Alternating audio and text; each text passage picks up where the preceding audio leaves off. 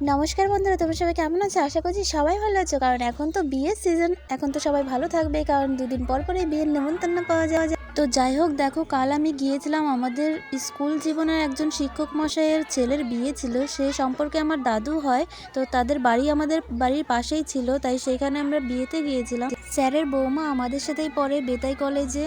স্যারের বৌমার নাম ছিল রিমি সরকার, আর এই রিমি সরকার নামটায় আমার একটু অ্যালার্জি আছে বলতে পারো, কিন্তু কেন অ্যালার্জি আছে সেটা না হয় নাই বললাম। তো মেয়েটাকে বেশ মিষ্টি দেখতে।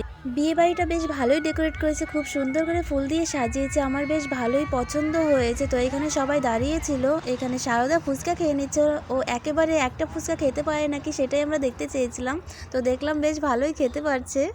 মেয়েদের একটাই টার্গেট থাকে, কখন বিয়ে বাড়ি যাবো আর কখন বিয়ে বাড়ি গিয়ে ফুচকাগুলো খাবো। বিয়ে বাড়িতে ফুচকা খেতে গেলে প্রচুর লাইন পড়ে, তো এই বাড়িতে অনেকটা ফাঁকা ছিল, তাই আমরা এখান থেকে বেশ ভালো মতনই ফুচকাগুলো খেতে পেরেছি।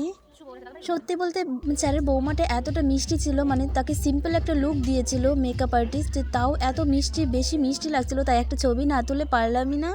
টাটা গাইস, দেখা হচ্ছে পরবর্তী কোনো ভিডিওতে। ততক্ষণ তোমরা সবাই অনেক অনেক অনেক ভালো থেকো।